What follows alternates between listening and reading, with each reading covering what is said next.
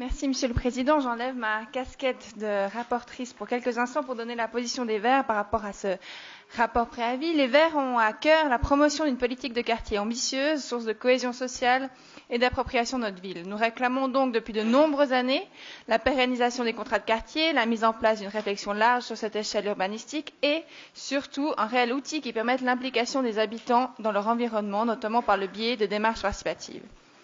Le postulat déposé par nos collègues verts Natacha Litzistorf et Valérie Beau en 2014 déjà allait clairement dans ce sens, demandant une politique communale des quartiers, de tous les quartiers, avec au cœur du dispositif la question de la participation et de la prise en compte des enjeux locaux. Force est de constater que le préavis qui nous est aujourd'hui présenté répond en partie à ces enjeux. Même si la majorité des axes mentionnés se limitent malheureusement à des intentions encore peu concrètes.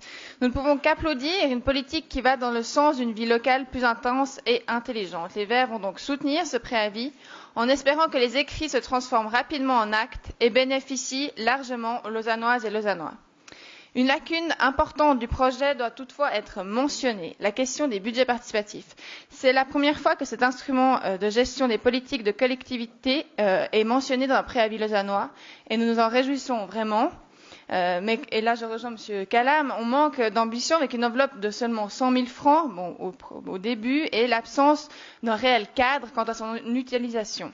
Il faut craindre que le projet finisse sous la forme d'un fonds, comme ceux qui ont été décrits au point 6.3 de ce rapport préavis, où l'argent public sera réparti sur ce qu'on peut appeler un appel d'offres, l'idée de proposer un projet d'une personne, avec la personne, si son projet est accepté, dispose d'un cachet.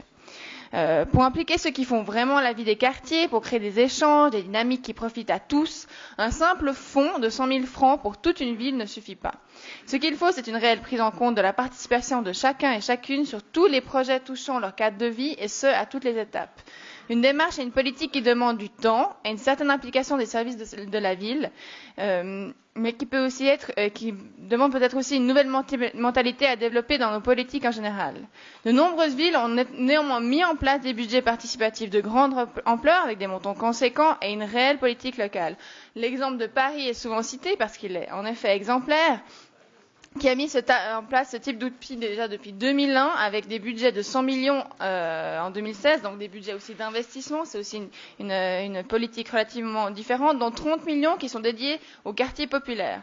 Nous en sommes encore bien loin à Lausanne et pour les Verts, cette première expérience ne doit être qu'un début.